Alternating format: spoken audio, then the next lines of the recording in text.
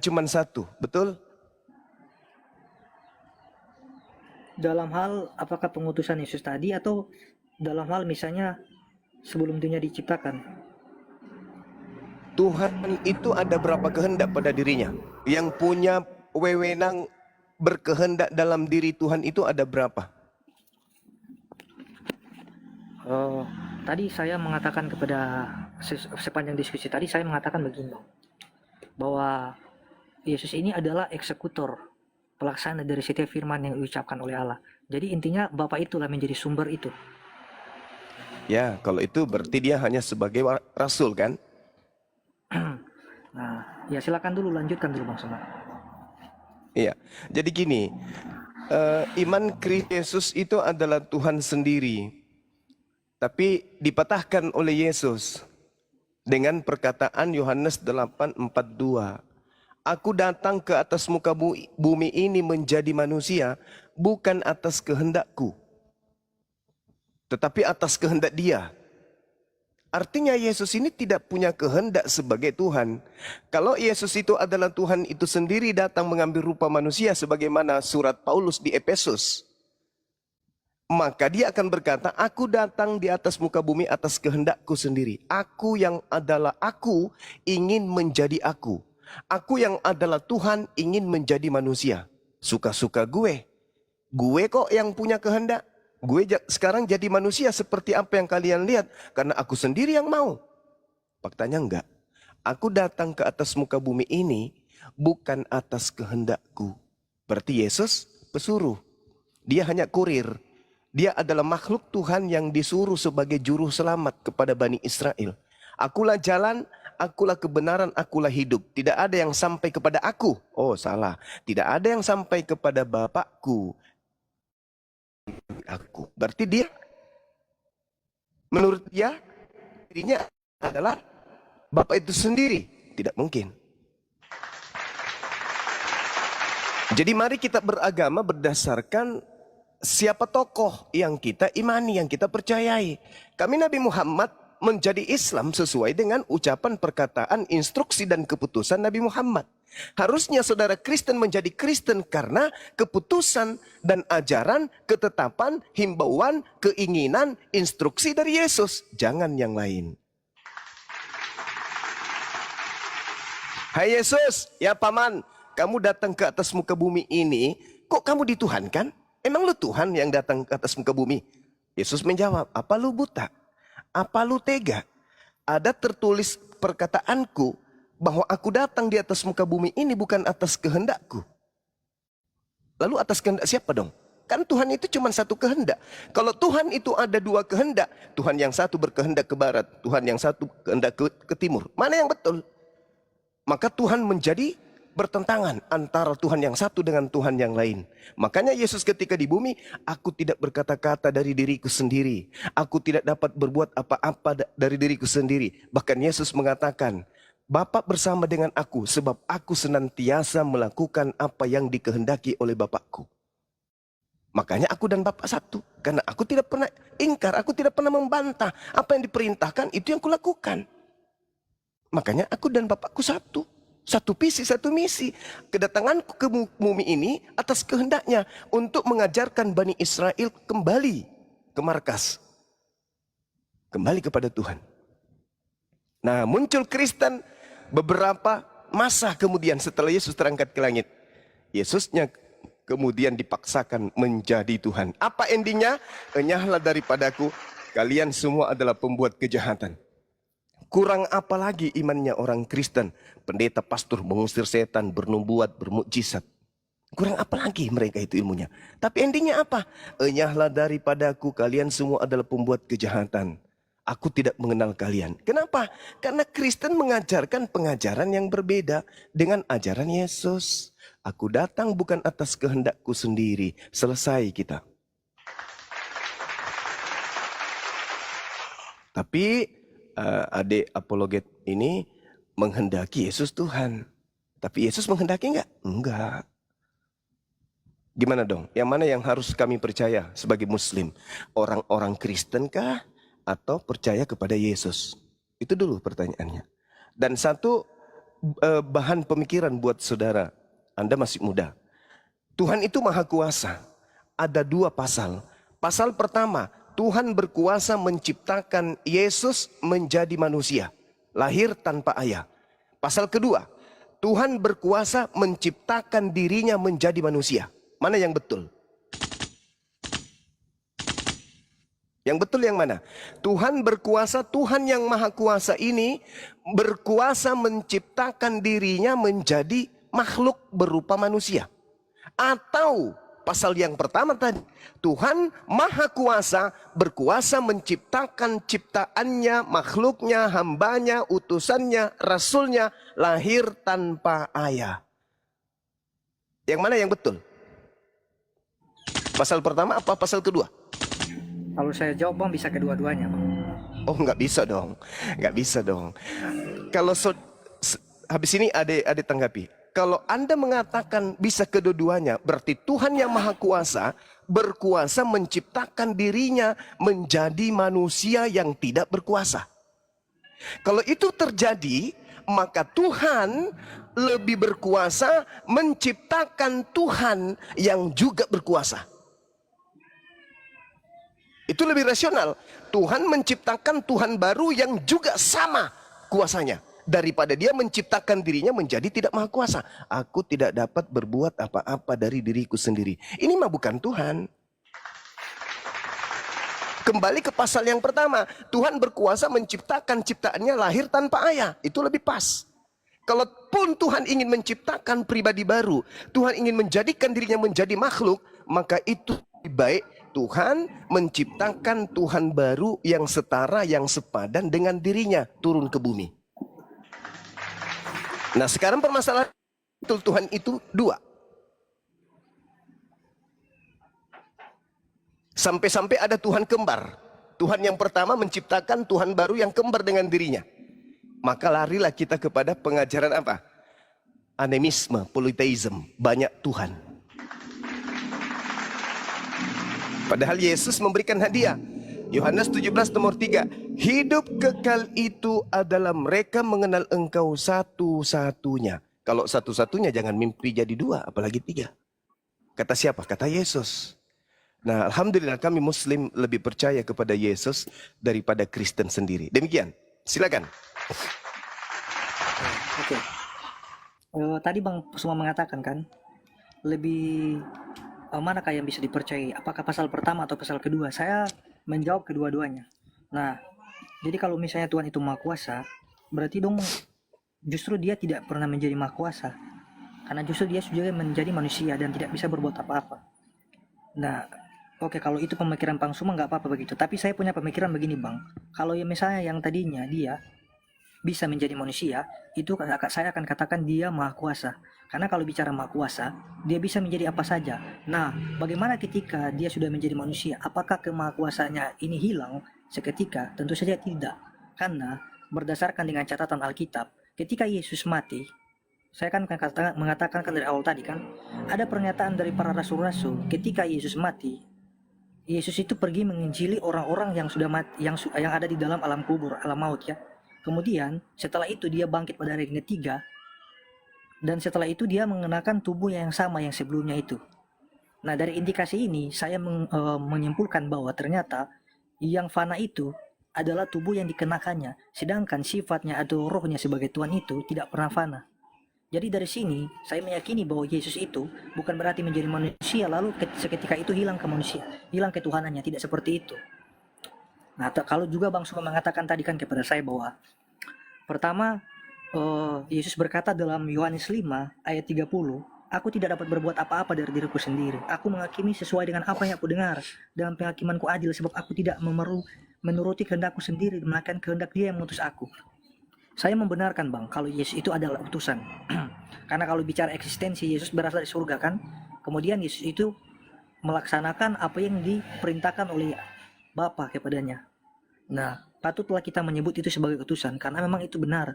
Tetapi Bang, yang saya juga mau narasikan di sini adalah utusan yang dimaksudkan kepada Yesus itu merupakan utusan yang beda banget sama nabi-nabi yang sebelum Yesus. kalau dari segi mujizat banyak kok nabi-nabi yang mengadakan mujizat dari nabi-nabi yang lain. Kalau dalam hal mujizat ada nabi-nabi juga, bahkan mungkin kalau bisa dikatakan ya, ada yang nabi yang lebih hebat daripada Yesus yang diizinkan oleh Tuhan untuk membuat mujizat, misalnya contoh Musa dan lain sebagainya lah. Nah, oke, saya mengerti mengenai tentang hal mujizat ini, tetapi Bang, kalau kita melihat keberadaan atau eksistensi dari Yesus, Yesus ini beda Bang. Tidak pernah ada satupun di dalam Alkitab mengenai tentang penghakiman ya, dalam Yohanes 5 Bang, ayat 19 dan yang seterusnya. Kalau disebut sebagai hakim, ada nabi-nabi tertentu atau dalam kitab perjanjian lama ya, orang-orang Israel itu memiliki misalnya hakim-hakim, kemudian ada imam, ada nabi ya. Nah, tugas dari misalnya hakim-hakim ini, mereka ini yang memerintahkan orang-orang Israel, misalnya kalau atau menyuruh orang Israel untuk melaksanakan konstruksi dari Tuhan. Nah, itu dia. Tetapi kalau berbicara tentang hakim yang diberikan kepada Yesus, walaupun tadinya Bang Suma mengimani dia hanya sekedar utusan, dan saya juga mengakui dia itu utusan, tetapi ada perbedaannya juga di sini Bang. Perbedaannya adalah gini Bang. Di dalam Yohanes pasal 5, Yesus mengatakan seperti ini. 26. Sama seperti Bapa mempunyai hidup dalam dirinya sendiri, demikian juga diberikannya anak mempunyai hidup dalam dirinya sendiri, dan ia telah memberikan kuasa kepadanya untuk menghakimi, karena ia adalah anak manusia.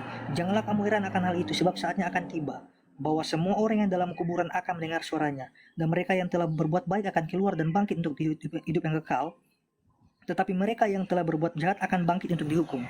Nah, kalau dalam pemahamannya saya Bang, sebenarnya gini, bahkan juga Bang Suma percaya kan kalau satu-satunya hakim yang adil itu cuma Allah Subhanahu wa Ta'ala. Bang Suma percaya enggak? Iya. Iya, iya. Kita sepakat dulu mengenai soal ini ya. Saya bersepakat juga kalau dikatakan bahwa Tuhan itu adalah satu-satunya hakim. Nah, tetapi kalau kita hanya sebatas melihat Yesus ini adalah seorang nabi biasa dan mengatakan bahwa dia sama seperti nabi-nabi yang sebelum dia, itu sebenarnya adalah suatu kesalahan menurut saya ya. Karena jelas ada pembeda Bang. Yang oke lah, sebelum saya lanjut saya mengatakan dulu seperti ini Bang. Oke lah, di sini saya belum mengatakan bahwa Yesus ini adalah Tuhan. Jadi catat ya Bang. Oke lah, saya sepakat saya belum mengatakan bahwa dia itu Tuhan. Jadi saya mengulang ya, saya belum mengatakan di sini dia adalah Tuhan yang pertama dulu. Nah, tetapi kalau ketika kita melihat dalam catatan Yohanes pasal 5 ini, ayat 26, 27, 28, seharusnya kalau Bang Suma juga sepakat bahwa Tuhan satu-satunya hakim yang akan menghakimi manusia, kenapa Yesus yang adalah manusia atau hanya utusan sebagai manusia biasa, kenapa dia memegang otoritas ini? Kenapa dia dipercayakan? Bahkan kan Bang, kalau kita berbicara mengenai tentang penghakiman di akhirnya nanti Bang, jelas-jelas kalau Yesus hanya sebagai utusan atau manusia biasa, tentunya Yesus pun akan dihakimi juga Bang. Yesus akan termasuk dalam orang yang akan dihakimi, bukan dia yang menghakimi, melainkan Tuhan akan menghakimi Yesus. Kalau seandainya konsepnya Yesus adalah manusia biasa, sama halnya juga dengan nabi-nabi yang sebelum Yesus. Tetapi yang menjadi pertanyaan terbesar saya di sini, kenapa Yesus menjadi hakim, bahkan menghakimi orang-orang yang sudah mati Bang? Ini pertanyaan saya. Oke lah, saya mengakui dia utusan Bang. Tetapi ketika dikatakan dia hanya sekedar utusan, sama halnya dengan nabi-nabi lain, itu saya nggak terima Bang. Jadi saya mau mengarahkan pemikiran Bang Suma kepada hal ini. Kenapa sampai-sampai Yesus memegang gelar sebagai hakim ini? Kenapa Tuhan begitu mempercayakan segala sesuatu yang sebenarnya ini adalah tugas dari Tuhan sendiri, dan sebenarnya tidak patut bagi manusia mengambil tugas ini, karena manusia pun adalah makhluk yang lemah dan juga berdosa, sama halnya dengan nabi-nabi sebelumnya. Nah itu Bang. Yang kedua Bang, sudah? Ya, oke, itu dulu Bang, lanjutkan dulu. Ya, Nanti saya saya tanggapi dulu ya. Ya, Oke. Terkait ketika Anda sudah mengakui Yesus itu utusan, sebenarnya iman saudara itu sudah gugur di situ. Anda harusnya sudah gulung tikar. Ketika Anda mengakui Yesus itu utusan, selesai. Pecah telur. Nah, kenapa demikian? Karena pencipta langit dan bumi itu bukan utusan. Di dalam Yesaya 63 nomor 9, bukan seorang duta atau bukan seorang utusan, melainkan Tuhan sendirilah yang menyelamatkan mereka. Dia yang menebus mereka dengan kasih. Nah, sekarang saya jelaskan kepada adik ini, Yesaya 63:9. Bukan seorang duta, bukan seorang utusan. Yesus itu seorang, Yesus itu duta, Yesus itu utusan. Berarti bukan Yesus. Loh, tetapi dia, tunggu sabar. Di dalam Kisah Para Rasul 2 nomor 22, Orang Israel harus tahu yang kumaksud adalah Yesus, yaitu orang yang dari Nazaret yang ditentukan oleh Tuhan untuk melakukan mujizat-mujizat yang dilakukan oleh Allah melalui perantaraan Yesus. Saya ulang, yang dilakukan oleh Allah melalui perantaraan Yesus. Kembali Yesaya 63 nomor 9. Bukan Yesus dan bukan utusan, melainkan aku sendirilah yang menyelamatkan manusia melalui Yesus, melalui Musa, melalui Daud, melalui Harun, melalui Salomo. Itu satu. Yang kedua, ketika Anda bangga Yesus itu dari surga, baca 1 Korintus 15:48. Apa itu? Makhluk-makhluk surga sama seperti Yesus yang datang dari surga. Gugur, pecah telur dua. Gugur lagi kan? Nah, kemudian ketika Anda mencoba mengambil sebagai seorang Kristen, mengambil data bahwa Yesus masuk ke dalam kubur penginjilan. Ingat, ingat, ingat. Itu adalah tanda untuk angkatan jahat. Masuk ke kubur, itu adalah angkatan jahat. Masuk ke dalam perut ikan Yunus, itu adalah simbol tanda untuk angkatan jahat. Coba Anda lihat di dalam Matius 12. Angkatan jahat ini, angkatan tidak setia ini, minta satu tanda. Dan tidak akan diberikan satu tanda apapun, kecuali tanda Yunus. Sebab 3 hari 3 malam Yunus dalam perut bumi ikan. Demikian juga anak manusia 3 hari 3 malam dalam perut bumi. Itu untuk siapa? Untuk angkatan jahat. Kalau 3 hari 3 malam dalam perut bumi, maka hari ketiganya dia kemana? Terangkat, bangkit. Itu simbol untuk siapa? Angkatan jahat. Anda sedang mengimani angkatan jahat. Ingat, oknum yang masuk ke alam kubur itu adalah Lucifer, Helal bin Zakar. Yesaya 14 nomor 15. Akan tetapi ke dunia orang mati akan kuturunkan engkau, ke liang kubur yang paling dalam aku masukkan engkau. Jadi yang dimasukkan ke alam kubur itu adalah Helal bin Zakar, Lucifer, iblis. Kenapa Yesus kemudian mengambilkan simbol turun ke bumi? Turun ke perut bumi itu sebagai simbol untuk angkatan jahat. Karena yang masuk ke dalam perut bumi itu adalah iblis. Bangkit pada hari ketiga yang ditemui oleh pengarang-pengarang Bible itu siapa? Iblis. Yang datang kepada Paulus itu siapa? Iblis. Yang datang kepada Pulau Patmos itu siapa? Iblis. Yang datang kepada Aeneas itu siapa? Iblis. Paham sampai sini? Paham ya? Yang ketiga. Yang ketiga, Yesus hakim. Kenapa Yesus hakim? Kenapa bukan Nabi Musa? Kenapa bukan Nabi Muhammad? Kenapa bukan Abraham? Kenapa? Karena orang-orang ini tidak pernah dituhankan. Tidak pernah dilantik menjadi Tuhan oleh manusia. Yesus malu di hadapan Tuhannya. Karena dipertuhankan oleh manusia ini. Maka dia turun ke bumi untuk kedua kalinya menjadi hakim. Kenapa dia menjadi hakim? Karena ada terdakwa. Tidak mungkin ada hakim kalau tidak ada yang terdakwa. Kantor kehakiman dan tidak ada sekolah hakim kalau tidak ada yang terdakwa. Karena ada yang terdakwa, ada yang hakim. Musa turun ke bumi, mau mendakwai siapa? Emang Musa dituhankan? Enggak. Nabi Muhammad turun, mau ngapain? Mau menghakimi siapa? Enggak ada yang menuhankan dia. Yesus turun kedua kalinya karena dia turun untuk menjadi hakim. Mau bukti? Mari kita lihat. Di dalam pengajaran Yesus yang dikabarkan kemudian oleh saudara-saudara Kristen sendiri melalui Matius 19. Aku berkata kepadamu, sesungguhnya pada waktu penciptaan kembali anak manusia. Tuhan langit dan bumi bukan anak manusia. Bersemayam di atas tahta kemuliaannya. Kamu, apa kata kamu di situ? Kamu yang telah mengikuti aku. Berarti humais, kalian semua yang mengikuti aku akan duduk juga di atas ke-12 tahta Daud, tahta untuk menghakimi. Berarti yang ikut ke Yesus juga menjadi hakim. Bukan cuman Yesus. Gugur lagi. Nah, saya teruskan sedikit. Kenapa Yesus turun menjadi hakim? Coba Anda lihat di dalam Yohanes 12 nomor 48. Apa kata Yesus? Barang siapa yang menolak aku, Barang siapa yang tidak menerima perkataanku, dia sudah ada hakimnya, yaitu firman yang telah aku katakan kepada mereka. Firman itulah kelak yang akan menjadi hakimnya di akhir zaman. Saya ulang, Yohanes 12:48. Barang siapa yang menolak aku, tidak menerima firmanku, dia sudah ada hakimnya, yaitu firman yang telah aku katakan kepada mereka. Firman itulah kelak yang akan menjadi hakim di akhir zaman. Pernah nggak Yesus mengatakan kepada muridnya, akulah Alfa dan Omega? Pernah nggak Yesus mengajarkan kalau dia adalah yang awal dan akhir? Pernah nggak Yesus mengatakan akulah sang bintang timur? Pernah nggak Yesus mengatakan akulah Tuhan yang datang dalam rupa manusia? Nggak pernah. Berarti perkataan-perkataan itu yang muncul dari gereja itu tidak akan menjadi bahan penghakiman, materi-materi pengadilan nanti di pengadilan Yesus. Yang menjadi perkataan-perkataan yang menjadi sub-sub materi pengadilan Yesus adalah aku diutus hanya kepada domba yang hilang dari Bani Israel. Aku tidak berkata-kata dari diriku sendiri. Waspadalah kepada pengajar palsu yang datang kepadamu nyamar seperti domba padahal mereka adalah serigala. Aku adalah utusan Bapa. Hidup kekal itu adalah mereka mengenal engkau satu-satunya Tuhan dan mengenal aku yang engkau utus. Itu perkataan-perkataan itu. Kenapa? Karena Yohanes 17:8, segala firman yang engkau berikan kepadaku telah aku sampaikan. Telah aku sampaikan. Berarti Yesus sudah menyampaikan firman sebelum terangkat ke langit.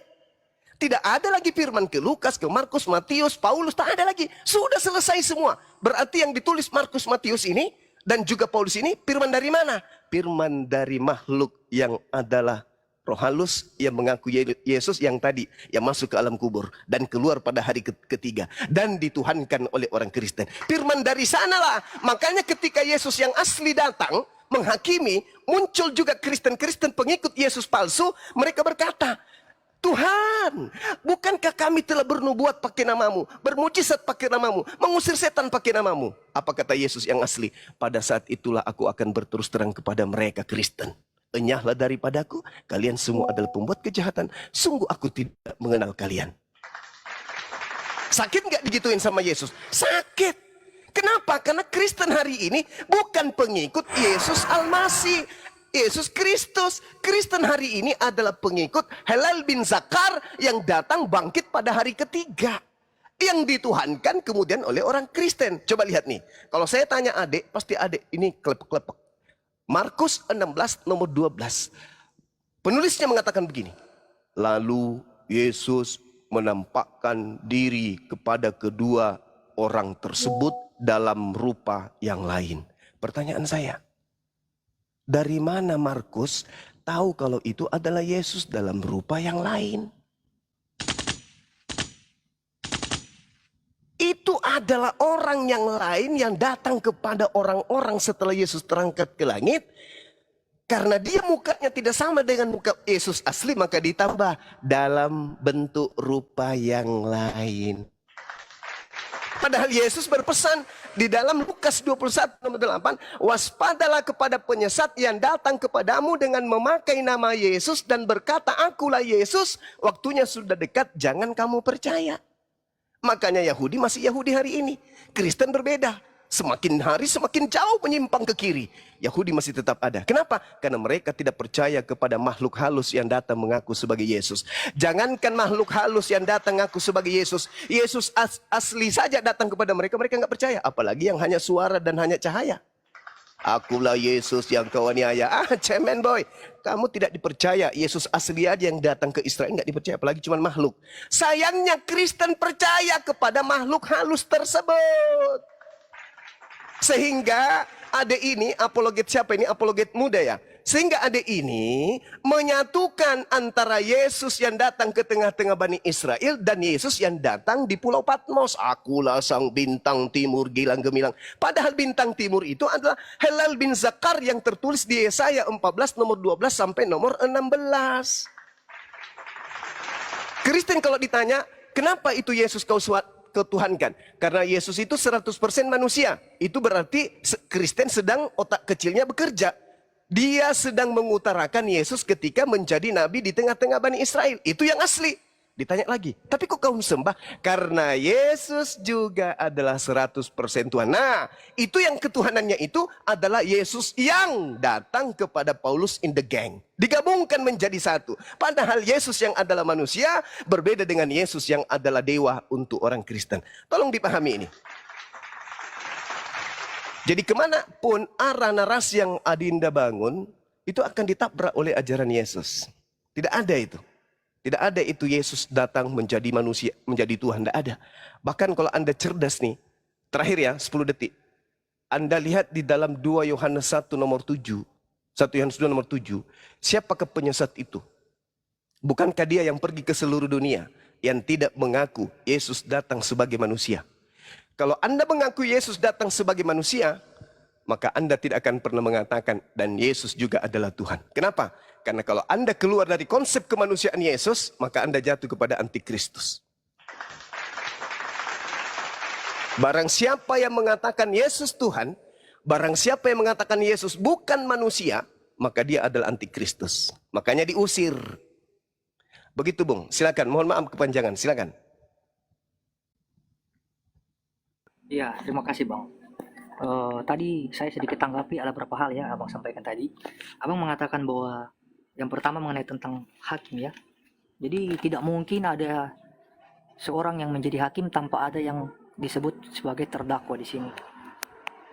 Itu yang pertama. Nah, apakah narasi ini Abang memaknainya sebagai karena orang-orang Kristen itu menganggap bahwa Yesus itu Tuhan, makanya justru kedatangan Yesus diizinkan menjadi hakim, justru menghakimi orang-orang Kristen karena telah menganggap Yesus sebagai Tuhan.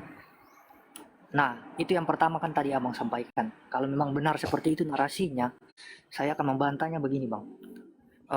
Di dalam Yesus mengatakan bahwa bukankah kami telah bernubuat demi namamu? Bukankah kami telah mengusir setan demi namamu? Jadi di sini Yesus sedang mengatakan bahwa enyalah kamu sekalian pembuat kejahatan. Nah, bahkan ada juga satu dalil yang Yesus katakan seperti ini. Apabila hidup keagamaanmu tidak lebih benar daripada orang-orang Yahudi dan orang-orang ahli Taurat, sesungguhnya kamu tidak akan masuk ke dalam kerajaan surga.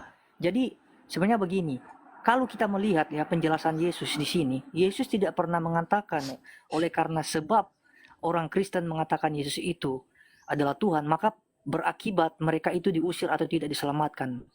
Bukan begitu Bang pengertiannya di sini. Pengertiannya adalah ketika Yesus tadi mengatakan jikalau hidupmu tidak lebih benar daripada hidup di agama orang-orang Yahudi, kamu tidak akan masuk ke dalam kerajaan surga. Artinya apa di sini? Kalau kita melihat kelakuan atau sifat-sifat dari orang-orang Yahudi ini, mereka ini suka-suka mencari-cari kesalahan orang. Kalau kita membaca seluruh rangkaian cerita dalam Alkitab, ada begitu banyak hal yang terjadi dan tidak pernah ada orang Yahudi dan tidak pernah ada maksudnya gini, dan tidak pernah ada orang-orang Yahudi yang tidak ada di situ. Pasti semua ada di situ.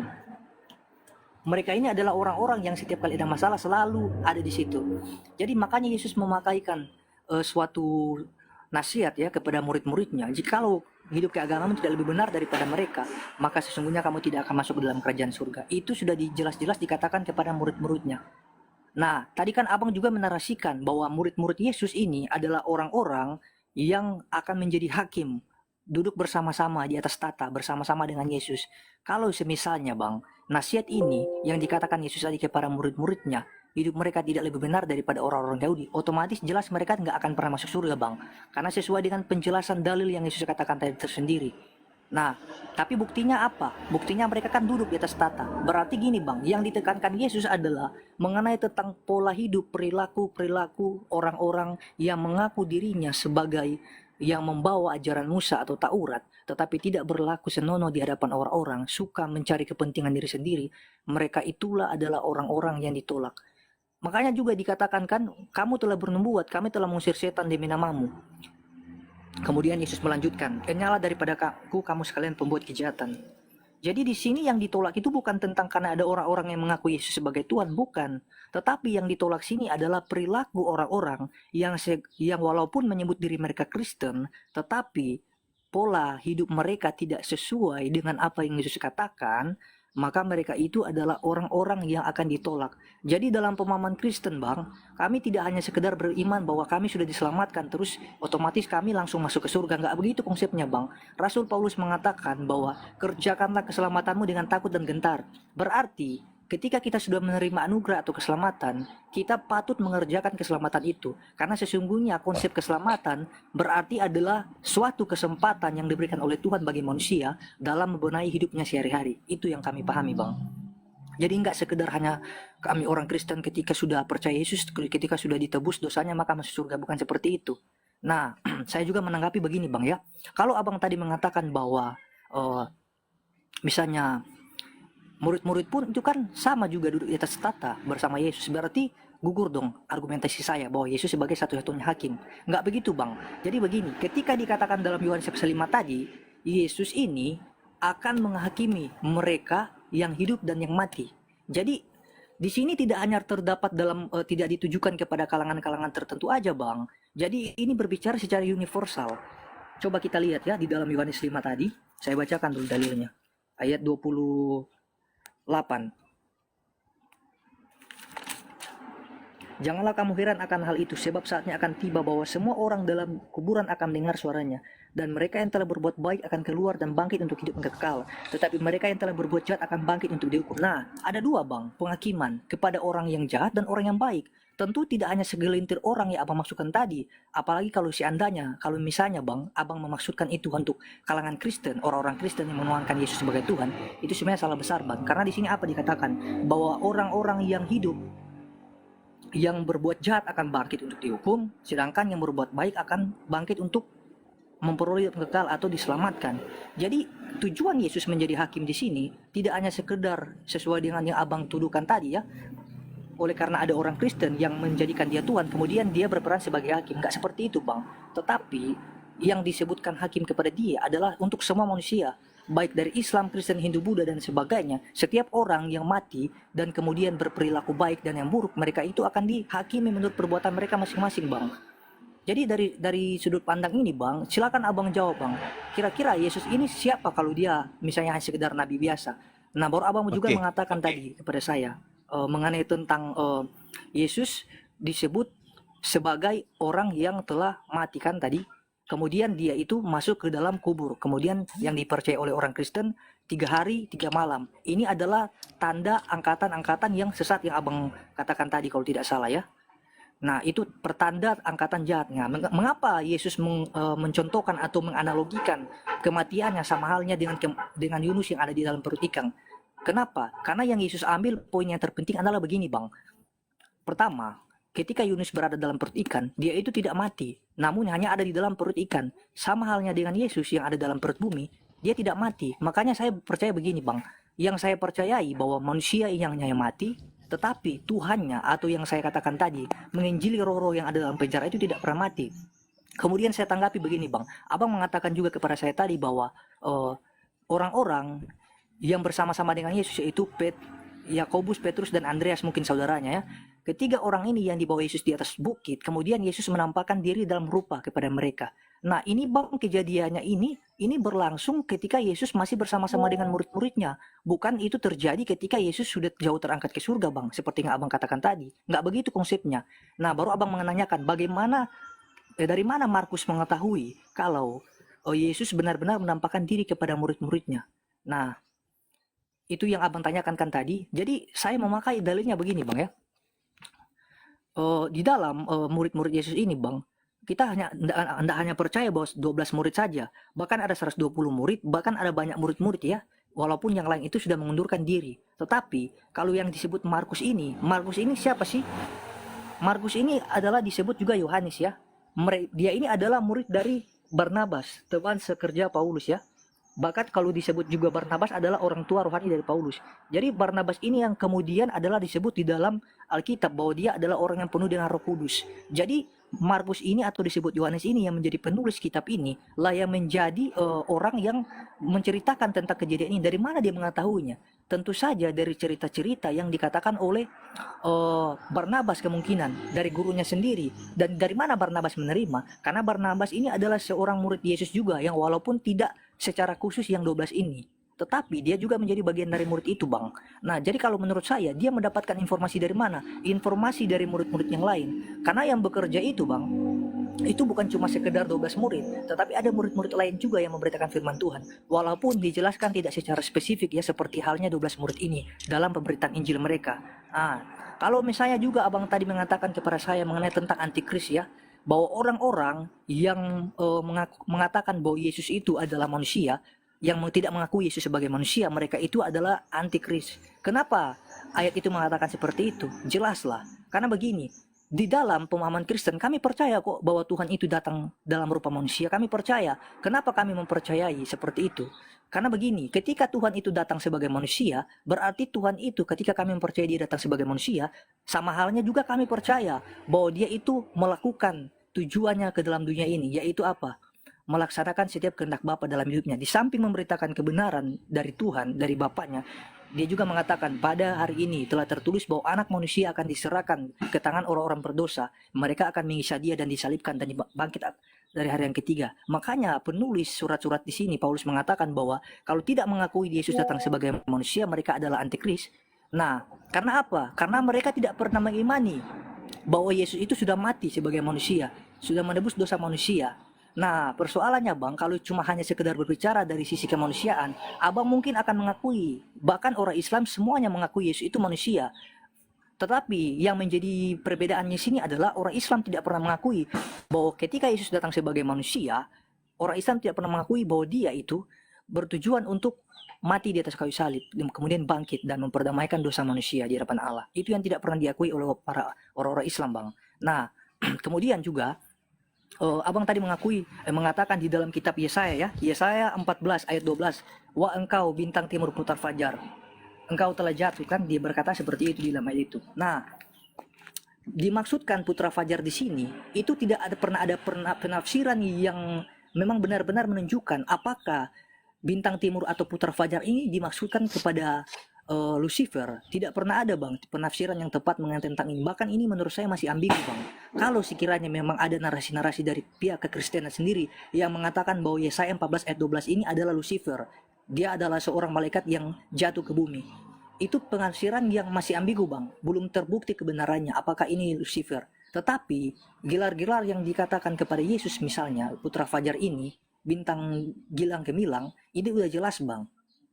Nah, yang masih kontradiksi ini dalam Yesaya 14 ini, ayat 12 ini, kita nggak bisa tahu ya referensinya yang benar ini dari mana sebenarnya. Karena ini bentuk interpretasi yang masih belum akurat, Bang. Itu kalau dari saya, ya, saya tanggapi soal ini.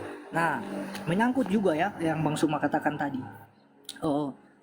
Itu ditambahkan oleh misalnya kaum Kristen ya, itu pengajaran-pengajaran palsu dari kekristenan. Kalau seandainya Bang Suma mengatakan pengajaran itu palsu dari kekristenan, saya minta Bang buktinya sekarang. Tunjukkan misalnya salah satu bukti yang mengatakan bahwa apa yang tertera dalam Alkitab itu, misalnya pengakuan-pengakuan dari rasul-rasul dan lain sebagainya, seperti yang Bang Suma tuduhkan tadi. Kalau itu palsu, saya mau minta di mana aslinya Bang? Dan dari tahun berapa itu misalnya diubah? Itu pertanyaan saya, seperti yang teman-teman Kristen lainnya tanyakan juga kepada kaum muslim. Itu dulu Bang dari saya, silakan. Oke, jadi ini bias ya kemana-mana. Kita kerucutkan aja permasalahan. Jadi gini, terkait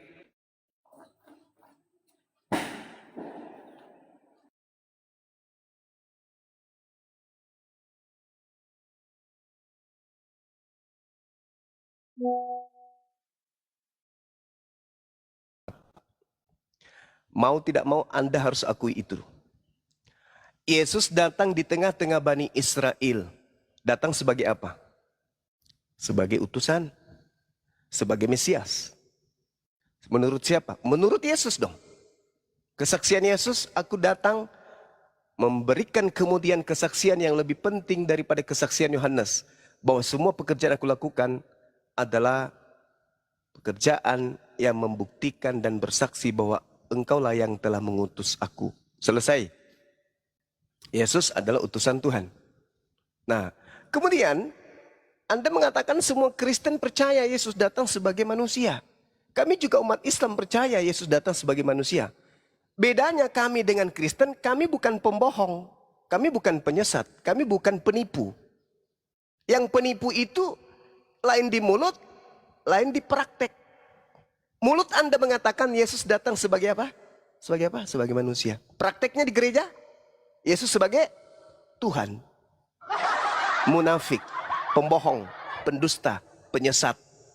Makanya dikatakan dalam kitab saudara, siapakah Planos itu? Planos artinya pembohong, penipu, penyesat.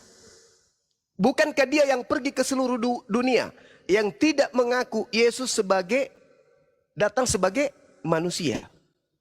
Itulah pendusta itu, itulah antikristus itu. Pembohong, lain di mulut, lain di praktek. Mulutnya mengatakan cinta, prakteknya benci. Mulutnya mengatakan manusia, prakteknya Tuhan. Pembohong, penipu. Maka antikristus itu jelas adalah Kristen. Karena dia adalah antikristus, segala upaya dilakukan supaya Yesus ini menjadi Tuhan. Nah, sekarang berbicara mengenai angkatan jahat, kita kerucutkan ke situ. Kenapa Yesus menghubungkan angkatan jahat dengan kebangkitan pada hari ketiga? Kalau Anda mengatakan di dalam Yesaya 14 tidak ada Lucifer, Anda bohong. Atau Anda belum belajar. Yang punya kitab, orang Yahudi. Siapa orang Yahudi ini? Mereka yang memahami Yesaya 14. Anda bukan pemilik kitab. Di situ mereka menganggap ini adalah iblis, Satan, Lucifer. Coba Anda versi KJP, buka. Lucifer. Yang ingin menyamai Tuhan itu siapa? Iblis kan? Jadi jangan nutup mata. Jadi yang dimaksud Yesaya 14 itu adalah iblis yang turun ke dunia orang mati. Kenapa Yesus memberikan itu sebagai simbol angkatan jahat? Ya namanya kejahatan. Kejahatan simbol iblis. Saya uraikan. Singkat. Penyaliban terhadap Yesus ini, apakah itu diizinkan oleh Tuhan? Tidak. Siapa yang memprakarsai kemudian penyaliban? Iblis. Bisa tidak Yesus itu disentuh oleh iblis? Tidak. Bisakah Yesus itu dicelakai oleh iblis? Tidak. Ada pengakuan Yesus? Ada. Tertulis di mana? Di Yohanes 14 nomor 30. Tidak banyak lagi aku berkata-kata dengan kamu, sebab penguasa dunia ini datang dan ia tidak berkuasa sedikit pun atas diriku.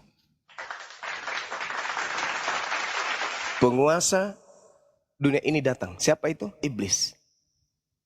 Apakah iblis berkuasa atas diri Yesus? Tidak. Kalau tidak berkuasa, berarti Yesus gagal disalib. Ingat, Yesus dikhianati. Yesus dibuatkan kesaksian palsu. Yesus dibuatkan tipu muslihat. Apakah berhasil? Kata Yesus tidak. Iblis tidak akan pernah sedikit pun berkuasa atasku. Berarti yang disalib ini siapa? Yang turun ke dalam kubur ini siapa? Menurut Paulus orang terkutuk. Menurut Musa orang terkutuk.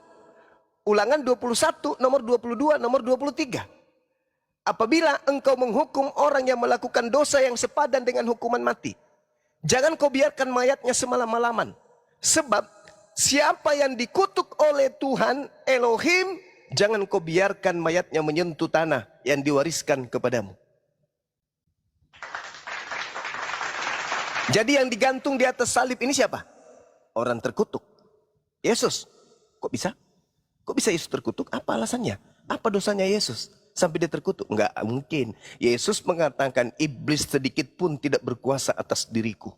Berarti yang turun ke kubur dan yang keluar dari kubur dan yang engkau tuhankan hari ini itu adalah iblis. Angkatan jahat. Angkatan jahat. Angkatan jahat. Anda mengaminkan angkatan jahat. Bagaimana dengan murid-murid Yesus? Anda lihat di dalam Markus 24 nomor 9, nomor 10, nomor 11. Anda baca. Di dalam Lukas 24 nomor 9, nomor 10, nomor 11. Anda baca. Ketika kemudian orang datang di kuburan, tidak menemukan kemudian jasad oknum tersebut, mereka datang melapor kepada 11 muridnya. Apa yang dikatakan? Hei murid-murid, ya paman, orang yang ada di dalam kubur itu hilang. Ah masa? Katanya dia sudah mati. Iya, cobalah kau pergi.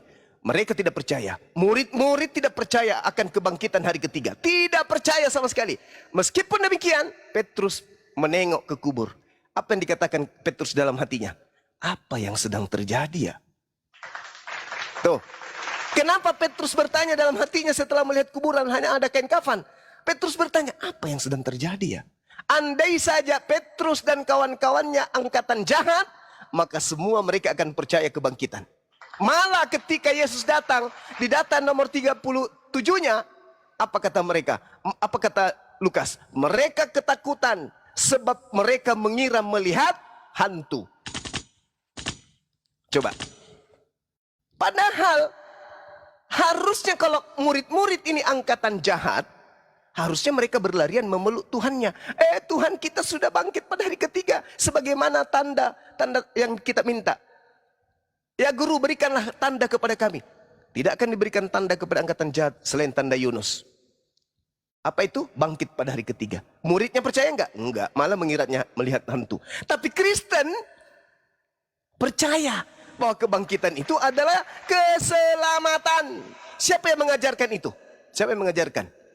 Iblis yang datang mengaku Yesus. Melalui siapa? Melalui Paulus. Mau bukti? Silakan Anda lihat di dalam Matius 12 yang saya bacakan tadi tentang angkatan jahat. Di situ Yesus menerangkan kemudian bahwasanya iblis masuk kepada orang yang bertaubat. Masuk ke dalam tubuhnya. Di dalam Matius 12 nomor 43. Apabila roh jahat keluar dari manusia, ia pun mengembara ke tempat-tempat dan tandus mencari pemberhentian. Tetapi ia tidak mendapatkannya. Lalu ia berkata, aku akan kembali ke rumah yang telah kutinggalkan itu. Maka pergilah ia dan mendapati rumah itu kosong bersih, tersapu dan rapi teratur. Lalu ia keluar dan mengajak 7 roh lain yang lebih jahat daripadanya. Dan mereka masuk dan berdiam di situ. Maka akhirnya keadaan orang itu jauh lebih jahat daripada keadaannya semula. Demikianlah juga yang berlaku atas angkatan jahat ini. Jadi angkatan jahat kemasukan 8 roh jahat di dalam tubuhnya. Yang datang kepada Paulus itu bukan Yesus. Yang datang kepada Paulus itu adalah roh jahat. Angkatan jahat. Jelas itu. Makanya Kristen sebagai pengikut Yesus ajarannya aneh. Tuhan datang mati dibunuh manusia, nebus dosa manusia. Ajarannya aneh. Itu. Paham ya?